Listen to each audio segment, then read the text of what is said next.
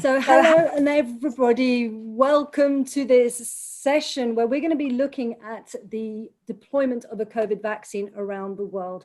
Now, a second wave of COVID-19 is unfurling across parts of the world, and that's focusing minds even more acutely on the urgency of delivering a viable vaccine, once approved, of course. Now, hundreds of candidates, 10 are in phase 3 trials right at the moment, and it's a frantic scramble that's exposed the best and the worst in us, COVID-19, and the desire for vaccine access has laid bare nationalistic tendencies and brutally exposed the iniquity underpinning access to health.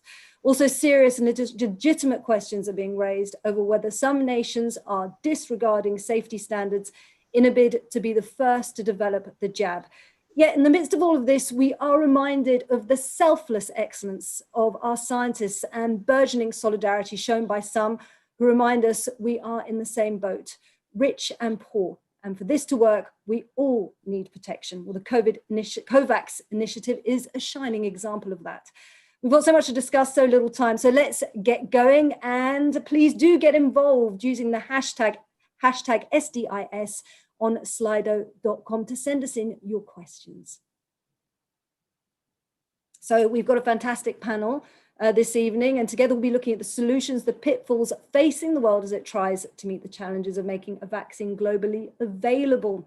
And joining us this evening, we have Richard Hatchett. Now, he's Chief Executive Officer and Coalition for Epidemic Preparedness and Innovation. That's CEPI, and is based in Norway. And CEPI is co-lead of COVAX with the WHO and Gavi. Now, Julie Gerberding is an American infectious disease expert and the former director of the US Center for Disease Control. She's now Executive Vice President and Chief Patient Officer at Merck. So absolutely fantastic to have her thoughts and insights this evening. We're also joined by Mr. Seth Berkley. Now, he is CEO of Gavi, that's the Vaccine Alliance, and also a COVAX co-leading organization. And of course, COVAX is going to be central to our discussion this evening. We're also joined by Sai Prasad. Now, he is the president of Developing Countries Vaccine Manufacturing Network and president of Quality Operations at Bharat Biotech International Limited. So very big welcome to you there. And finally, we're joined by Heidi Larson, Professor of Anthropology at the London School of Hygiene and Tropical Medicine. She's the director of the Vaccine Confidence Project, so also an essential issue that we'll be evoking. But before we get stuck into our discussion, we're absolutely privileged to be joined by Professor Klaus Schwab. Now, he's the founder and executive chairman of the World Economic Forum, and is going to be making some opening remarks. Thank you very much, Isabel. This session deploying a COVID-19 vaccine is actually part of our Social Development Impact Summit, which started 4 days ago, and we are at the end. And I have to tell you, in the 60 sessions which we had over the last days, with great public participation, the issue of COVID-19 vaccines, I think it came up practically in every session, because many of the issues we discussed are dependent on what progress we are making in the development and deployment of the vaccine. So I'm looking very much forward to this fantastic panel where we have all aspects integrated. I just would add one personal note. I'm so happy to see this, because 20 years ago, Gavi was created, and the birthplace was Davos. And in a similar way, Richard, 3 years ago, CEPI was also had as a birthplace Davos. And I think your two organizations have done a fantastic job in advancing the notion of, let's say, importance, but also practical action around the vaccine. So back to you, Isabel. Thank you very much, Professor Klaus Schwab. And as you said, action here is really what is needed. And on that issue, I'd like to bring in Seth immediately, because the countries representing 2/3 of the world's population have now signed up to COVAX. Now, there are obviously more countries are in the pipeline to join, but can you tell us what the next steps are for COVAX? And for those joining us, explain to us briefly, if you can, the importance of this COVAX facility. Well, of course, thank you. And thank you, Klaus, for those comments about our birthday and Seppi's birthday that we celebrated earlier these years. The critical issue here is a vaccine is the way we're going to get out of this pandemic. Of course, there are many other interventions that are critical, but that is the best way we have to go back towards normal. And science has done an incredible job. You went through the statistics, and normally it's 7 to 10 years to make a vaccine. We're within 1 year still. We're now 9.5 months into it, and we have all of these vaccines in efficacy trials. The challenge is, should those go to a few countries who are able to pay and get high coverage, leaving the rest of the countries with no vaccine, or should we have a distribution across the world? And of course, from our belief in a fast-moving pandemic, you're not safe unless everybody's safe. So what the COVAX facility is trying to do is to get vaccine out to all countries, rich and poor, at the same time. Initially, small amounts of doses to protect healthcare workers and those most at risk, but of course, eventually the broader sets of the population that are going to need access. And to do that, we have to work with the pharmaceutical industry to have them scale up, and we're looking to try to have 2 billion doses by the end of 2021, which would be an extraordinarily never before done. And lastly, of course, is going to be the challenges in delivering them. Okay, so it is an absolutely humongous task, let's say, Seth. But if I could bring Richard on board now. Richard, what do you see as the main challenges as you push ahead with COVAX? Is it purely financial, or do we veer into the political as well? Well, there are a number of challenges. The political challenges are, of course, everyone is aware of them. What we have seen are countries that really, until COVAX was created, and they didn't have an option to work together to solve the pandemic, at least where vaccines were concerned, and so the countries were behaving in their own rational self-interest. But as Seth was describing, that was going to result in misallocation of vaccine and concentration of vaccine in a few rich nations, leaving the vast majority of countries without access to vaccine at all. That would have been a tremendous problem. It would have been inequitable, and it would have resulted in the perpetuation of the pandemic. The challenges that COVAX has faced are that we have had to devise the institutional arrangements in real time to develop and create a place and a space for international collaboration in the development, procurement, and delivery of vaccines. Each one of those elements is a very hard challenge in and of itself. Designing a system that can solve all of those elements at the same time, a tremendous challenge. But I think what's encouraging is the emerging momentum around global solidarity, global collaboration to meet these challenges, and a willingness actually to work with us as we have designed the COVAX facility, and accept that not all questions are answered at this time, but if we work together in a collaborative and transparent spirit, we'll make progress and move forward. Absolutely. And just a very quick question there, Richard. But as you talk about this multi-layered approach that's having to kind of draw together at the same time, just how many people are working on COVAX just to try and get this vaccine, once it's approved, distributed in an equitable way? Well, it certainly depends on how you count people. I think, Seth, our latest numbers are up to 167 countries that have 157 countries, that are collaborating together. So within those countries, you probably have hundreds of people that have been working on it. Within Gavi and CEPI and WHO and our partner organizations and our industry partners, I would say thousands of people working together to bring this to fruition. It's a phenomenal project and a phenomenal effort. Now, Julie, could you just come in here and just tell us about what's in the pipeline at Merck, because you're also developing vaccines and treatments against COVID-19.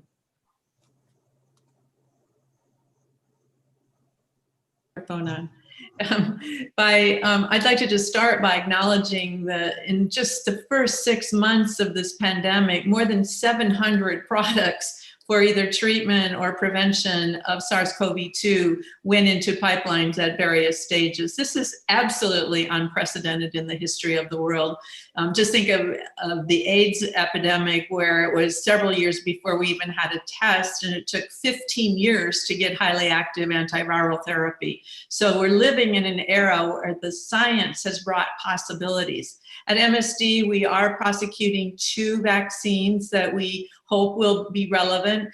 We have kind of the mind that it's not likely that a single vaccine is going to solve the world's problems, because there are different populations and different requirements, both in the early phases as well as potentially for a more sustained engagement in coronavirus prevention. But I also want to mention antivirals, because of course, if we could take the mortality of this disease down quickly, it buys us a lot of time to really get to that global overall prevention platform that we're looking for. So MSD is working on an oral antiviral that we're hoping will be relevant, and others are working on modalities including antibodies and other small molecule approaches. So I don't think we should put all of our eggs in the vaccine basket, but clearly it's a huge component of really securing global protection, and we have to prioritize it. And I just want to thank Richard and Seth for their leadership of the COVAX effort. It's just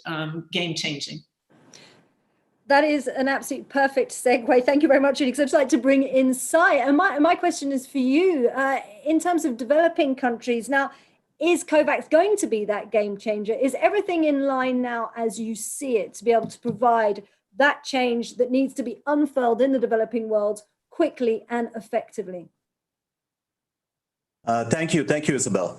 I think COVAX is that game changer because if you look at the history of vaccines and if you look at this response by the global community to COVID-19, it's extremely important how we react to this, and COVAX is right in the epicenter of that reaction, and it's extremely important part of this response to COVID-19, not just in high-income countries, middle-income countries, but also in low-income countries. And where this is bringing to bear is that we are at the beginning of the beginning. As you know, vaccine development takes decades.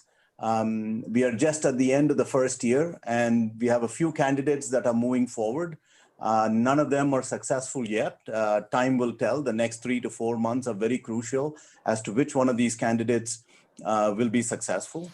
But I would say that's the end of the beginning, I would say, because once you know what is successful, then you need to manufacture that at scale. Some manufacturers are already working on manufacturing these vaccines at scale. Some of us can maybe make it in the tens of millions of doses. Others could maybe make it in the hundreds of millions of doses. That remains to be seen. But the devil is in the details, I would say. The next steps after you manufacture, you need to get these products approved by international regulatory agencies, US, Europe, the WHO for pre-qualification, many low-income country and middle-income country NRAs, and then you need to distribute it. Because many of us, Gavi, many of us are used to manufacturing and distributing vaccines for routine immunization, which is for childhood immunization, which is a subset of the population that we are targeting. And so now we are in the gamut of delivering these vaccines to pretty much all populations or the high-risk populations at first. So that is something that we have not done before at the kind of scale that we are talking about. I think that needs a deeper discussion. There has been a significant discussion on R&D, innovation, product development, clinical trials, and manufacturing scale-up. But we also need to talk about distribution and getting it to the populations that need it most. Thank you. Thank you very much, Sai. So that's definitely something we'll be bringing up. But before we go any further, I'd really like to bring in Heidi, who has joined us. And Heidi, one of the issues that is going to be holding people back from taking a vaccine are just a whole load of concerns that can't be really just pinpointed and put into one category. And I was just reading some research in the UK that a lot of people won't even have a vaccine, even if it is available. Now, I know that you've looked into the issues of rumors, etc., that stop people getting vaccinated. But if you could just outline for us, what are the main reasons why people will just not go and get this inoculation, even though the government advice is to go and do so? Well, there's a real mix of reasons, and some of it is frankly quite understandable. This is it's a brand new virus, and there's a lot of uncertainty around that itself. And if people aren't even believing that that's a real virus, why would you be caring about a vaccine? And the other part of it is that the information is uncertain. So we have to have a little bit of empathy with the people who say, I'm not sure. I think a lot of the surveys have put into their headlines overstated refusals because they lump together those who really say, I would not take it, to those who say, I'm not sure, when in fact, it's pretty reasonable to not be sure in the current environment. So, but there are, it's highly varied by country. What concerns me is that some of the countries that are starting to say they are not going to take it more, we've seen Nigeria, Pakistan, DRC was the least willing, and the knock-on effect it's having on some of the overall vaccine confidence. So I think that the good news is we have time. I'm just finishing 5 years of working on trust building and rumor management around Ebola vaccine trials in multiple African countries. The thing that was an absolute asset was having time to start to build that. I think we can get in there and start communicating, engaging around some basic vaccines. We've lost so much time on really childhood vaccines, the flu vaccines. I just got data back from our EU study, a 15% increase in willingness and confidence in the flu vaccine. We're seeing, other confidence rising around pneumonia vaccine. Let's encourage the, people around things they know, they're familiar with, and in that interaction, start having a conversation about COVID. I think we have time. We can change the grounds. I'd just like to bring in Julie here, obviously, because you're developing some of these vaccines and treatments. Isn't one of the major concerns when it comes to the pickup of this vaccine is, as everyone has been brought up, is the phenomenal speed the vaccine will inevitably be brought online, and that has sparked a lot of concerns in people. So Julie, you who are involved in this, what could you do to reassure people that really safety checks, most countries are not going to neglect safety checks? Yeah, I think people are concerned, and as Heidi said, it's a very understandable concern that in our race to get some additional population protection, that safety shortcuts will occur. And that is not the case. In fact, the major vaccine manufacturers signed a vaccine pledge just very recently promising that they would adhere to the safety requirements of the regulatory agents and not jump ahead of the curve in an effort to so-called win the race or get a product out there as quickly as the efficacy would allow. So I think we ourselves are self-policing and making sure that we don't overstep that confidence barrier. But there are a lot of other things that need to be done. And Heidi, thank you for bringing up the Ebola virus situation, because as MSD developed our now licensed Ebola vaccine and utilized it both in West Africa and the DRC, we learned so much ground truth about what happens in cultures that aren't used to investigational products or aren't used to new launches, and how much community engagement and local leadership really matters. But I think the opposite end of the spectrum is also true. We need to involve the really important opinion leaders, the trusted and credible doctors at the local level, as well as scientists more broadly, to first of all be informed of the actual facts, not the mythology or the political interpretation of those facts, and then really stand strong, honestly and transparently explaining what we know, what we don't know, and what we're doing to try to assess the safety of these new products. Trust is everything. Trust is everything. And Seth, I would just like to bring some of the issues that Heidi was also bringing up about that the vaccine reticence in countries like Nigeria, like DRC. When you want to distribute the vaccine or new COVID vaccine in an equitable way, this is going to prove a real challenge for you, is it not? How are you going to prioritize distribution in countries, and how can you try and convince those populations that it is absolutely necessary for them that frontline workers are actually vaccinated? Well, of course, we have a great panel here, each of whom are working on these topics. And I want to start by building on what Julie said, because, you know, with the Ebola vaccine, this was done at -80 delivery in a war-torn area. And it was a vaccine that wasn't licensed initially. And they were able to, under a clinical trial protocol, roll it out, collect more information on safety, under informed consent, and get it out. But it took this intense engagement with the community. And the only reason I wanted to mention all that is it is possible to do it even under the most difficult situations, but one has to plan for that.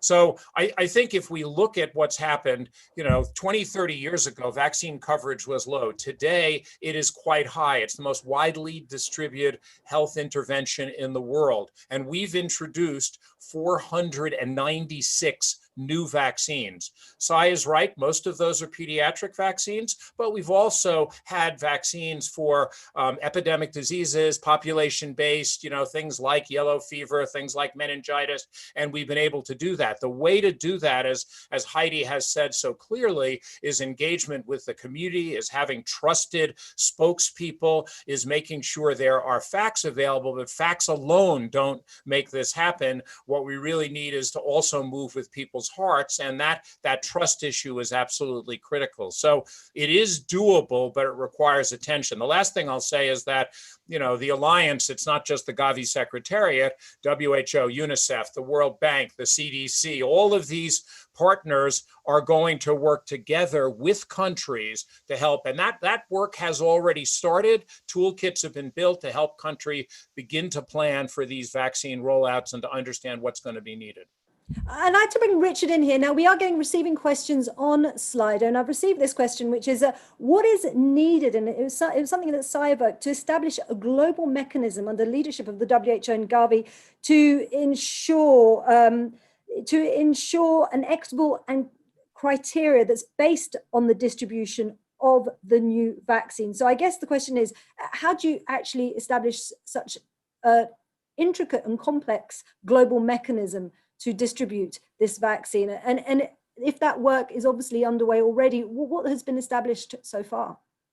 Well, I think there are two pieces to the answer to the question. One is the logistics, and I'll come back to that in just a minute. The second, and I think the more interesting piece, and the piece that will probably, if it works, will be studied for years, is how do you create a system that balances the different incentives of the different stakeholders to work together in a collaborative way. A lot of observers have noted that the scramble for vaccine in many ways, you know, is a real world illustration of a prisoner's dilemma. And we, myself, Seth, Sumi Swaminathan from WHO, Dr. Tedros, and other colleagues have been thinking, you know, very hard about how would you design a system that incentivizes our industry partners to work with us, that incentivizes countries to work together and to collaborate with us, and that brings all of that together in a way that is self-supporting. That's a really interesting problem.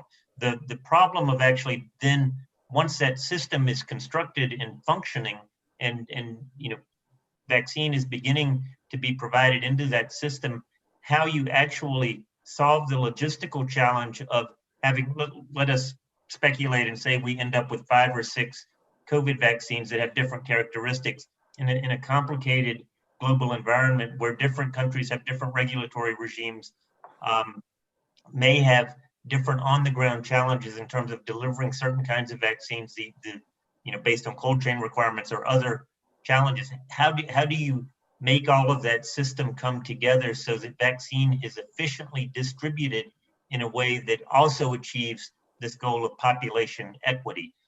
That's a huge challenge. To be utterly candid, we are still working through that as we go. And we haven't solved all of the challenges yet, but we are beginning to identify them, and we have partners lined up. And as COVAX has achieved momentum, and even I would humbly suggest a sense of inevitability that this is going to be one of the very important mechanisms for delivering vaccine, we have more and more help to solve these practical logistical challenges.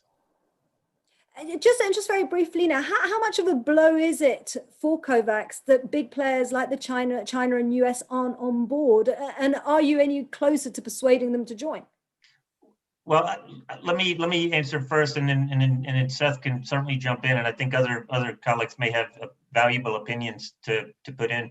But I mean, I think in many respects, it was not a surprise to us that, in particular, that the United States and China, because of their extensive internal domestic vaccine development efforts and their investments in vaccine development, might feel that they had a sufficient number of candidates that they would be able to account for the needs of their own populations.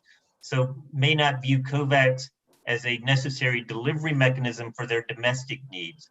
But there is also a way that these countries can continue and can still contribute to the global effort that COVAX is trying to lead, and would do so out of enlightened self-interest, because it will help end the pandemic sooner and help them restore their economies. And that's through contributing either funds or doses to support distribution, particularly to developing countries. And of course, they are contributing scientifically. I mean, we are working, some of the COVAX portfolio companies are based in the US, some are based in China, and we continue to have productive dialogues with scientists, in those countries, but also globally. So there are many ways that countries can contribute to the global effort. They don't all necessarily entail, buying doses for domestic use.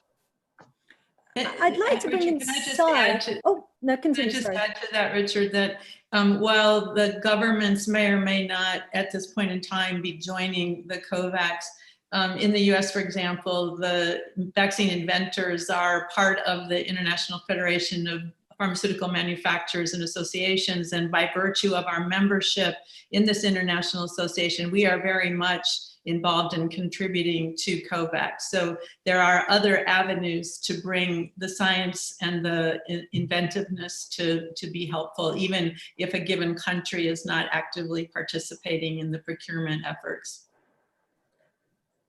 And then I was just actually then tacking on from what you were just saying, Sai, as an outside observer, I suppose, and when you look at COVAX, do you think there can be a conflict of interest? And I imagine maybe Seth and Richard will have something to say here, but that high-income countries who are developing their own vaccines in this kind of so-called, vaccine nationalism are also part of COVAX. Can the two work together? I think they can work together, but it's a matter of the kind of product development they do, and it's a matter of kind of the delivery systems and the delivery mechanisms that companies have in mind. Because what may work for, let's say, US or Europe or China may or may not work in middle income and other low income countries.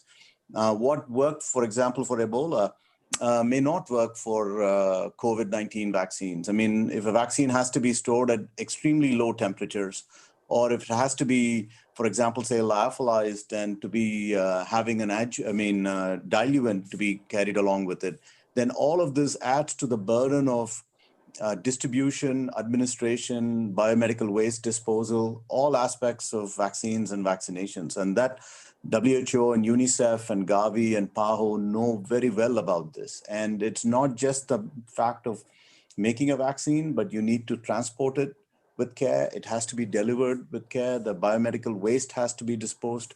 So there are many, many, many aspects of this. A simple concept of a vaccine vial monitor that is really required by WHO, that is an important marker of vaccine safety and quality, at the point of use is very important. If a company is not able to put that onto a vaccine, then it poses difficulties down the distribution chain. So just a very, very quick, simple question here, but I've just been seeing that Johnson & Johnson is developing a single dose vaccine. Now, surely in terms of distribution and getting this out across developing countries, that's a development to be welcomed, isn't it?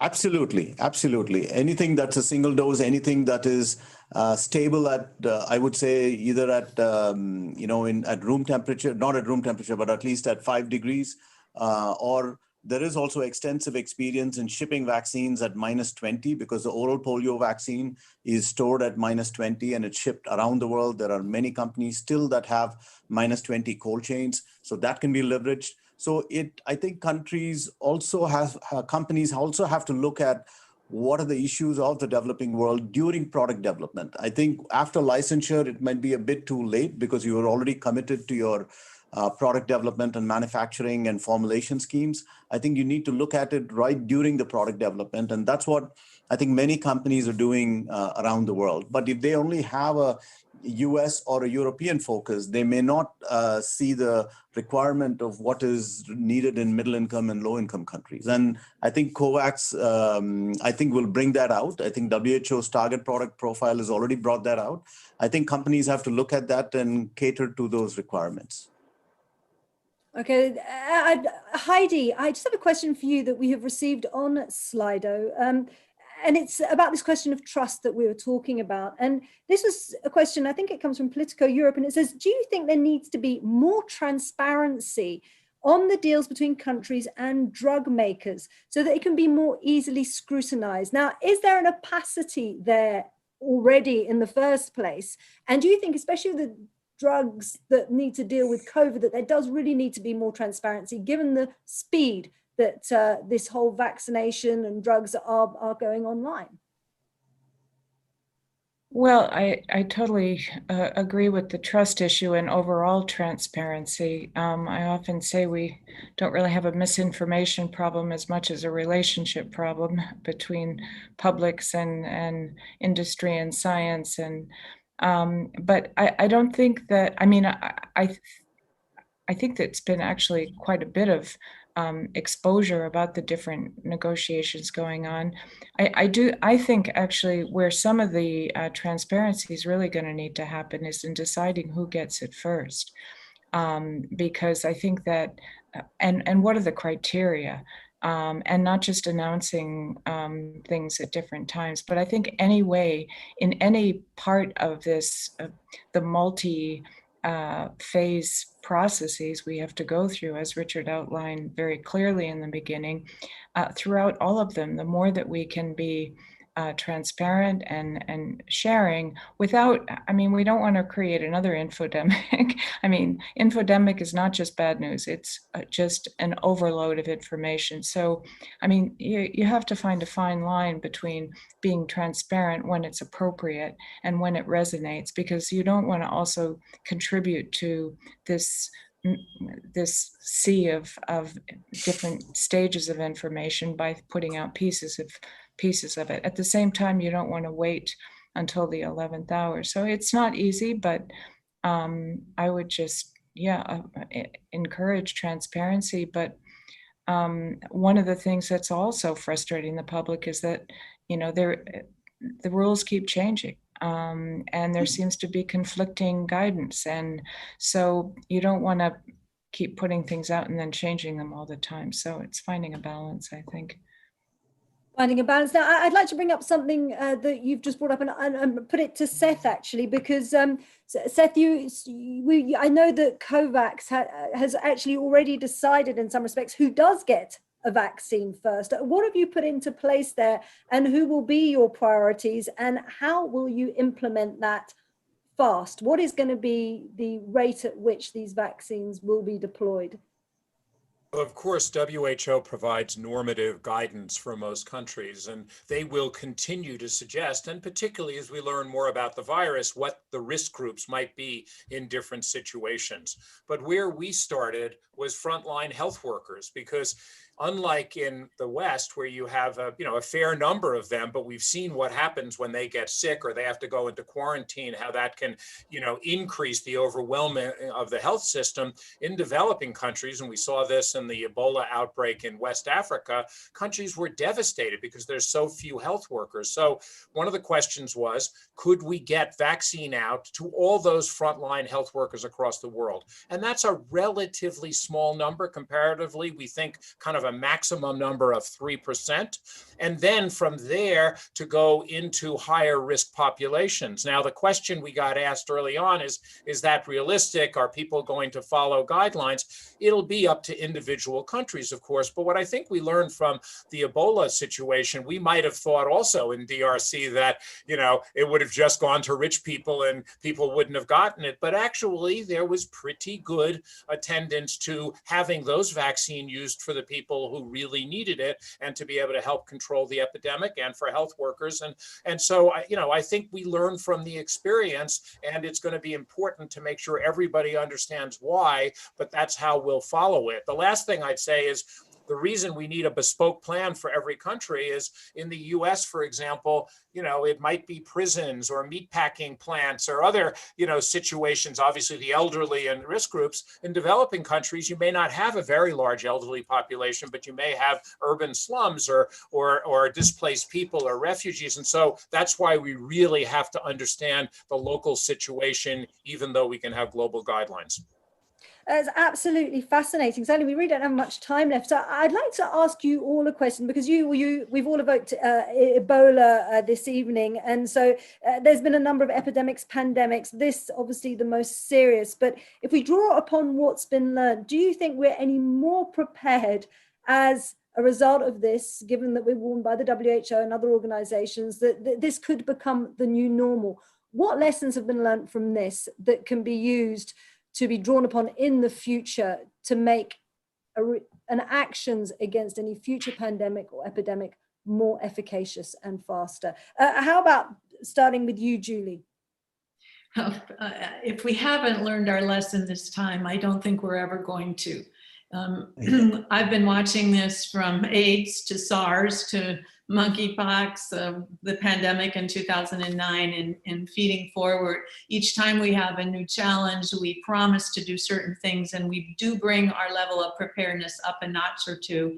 But that sustained commitment to truly creating global health security, we have not tipped. And I pray and am personally doing everything I can in my network, but also in my role as the co-chair of the Commission on Global Health Security, to really try to make sure that while we're fighting this pandemic, we're preparing for the next, because I do believe it's only a matter of time before we face another one of these situations, or potentially something even worse. So now is the time to prepare. Now is the time to prepare. Heidi, I'm just wondering, given these issues of vaccine nationalism, we've seen it in Europe, borders went up as soon as COVID-19 struck.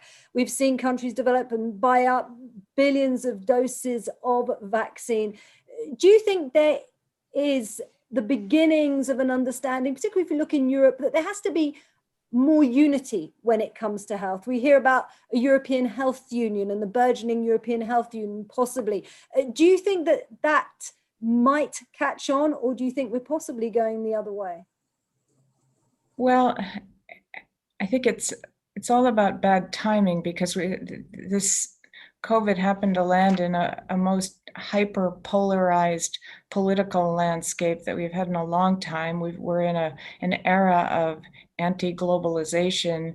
It just fits right into all the current environment. I think, if we can get the underlying ferment to, and we could be able to switch our gears and be less polarized. I mean, the challenge with epidemics in general is, what else is going on, and what's gonna, in DRC, COVID landed in the middle of the Ebola trials. In another country, there was an earthquake while there was they're running to work on COVID. So in the politics of it all is, historically, vaccines were the were just the epitome of health diplomacy. It was used to stop, people fighting in wars. They would put their guns down for a few days so that people could be vaccinated. I think there are some new innovations, and there are some new, certainly trust building efforts. I think that what I've seen in the positive sense is community volunteerism. I mean, we talk about a lot of the dissent, but people have been incredibly resourceful, innovative. I'm sure many of us know our neighborhood much better than we did before COVID. There are, and that's, I think even locally, to start there. I mean, I remember, working on some of the same epidemics that Julie talks about, and not just natural epidemics, but the 911, but have you stocked your fridge? Do you have water? You have some really basic things, but I think we will not forget. I mean, the world will not. There will be the pre-COVID and post-COVID world. We should remind ourselves that the reason we have CEPI is because of Ebola. And, I remind people about that. There's so much anxiety about fast, but I said, well, you know what? Are we talking about why it's faster? Because we did learn things from Ebola. And I think one of the things moving forward on this is trust. I mean, the importance of trust. I think the bigger answer has to do with current politics that are a bit bigger than the, unfortunately, undermining some of the situation right now. Certainly a very big question, probably the subject of another whole session. We're getting very low on time, unfortunately, but Seth, I'd like to bring you in. Do you think we're gonna come out of this any wiser in terms of how to deal with pandemics? Do we learn every time something new? Will we be able to act faster and more efficiently? So three quick answers. So first of all, it is evolutionarily certain we will have more outbreaks. So I agree with Julie. Second, the way to build better is to build routine systems. And that's why having a strong routine health system, that a resilient health system, having delivery for vaccines, those types of things are really important. The last thing, though, is to have continued investment.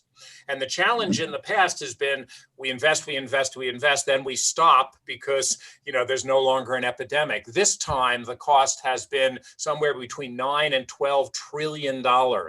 I do hope what Julie said is right, is that people will now say, oh my God, a little bit of investment, a little bit of preparation during peacetime is exactly the right thing to do to make sure that we are prepared. And we can work with the new instruments we built, but we will even need to build new ones, better surveillance systems, better understanding of disease, but we need to fund it in peacetime. Oh, I am so disappointed. The time has gone so fast, and I haven't even had a chance to speak to Richard or Sai just to get their final thoughts. But the conversation is continuing anyway. Yeah. But we're going to have to wrap up this session. And I just want to thank you really from the bottom of my heart. I found this absolutely fascinating. And it's been wonderful talking to you. Many thanks, Richard Hatchett, Seth Berkley, Sai Prasad, Julie Geberding, and of course, Heidi Larson. Brilliant discussion. Of course, Professor Klaus Schwab, for your opening remarks. Much, Isabel. Thank you all. It was a fascinating discussion. I wonder whether I should go out of this discussion more optimistic or, let's say, with cautious, at least with cautious optimism. I think you contributed to it. Let's hope that we have a vaccine and that we can distribute it in a fair way and in a fast way. Thank you all. Thank you very much. Thank you. More optimistic. Thank you. More optimistic, yeah. Thank you.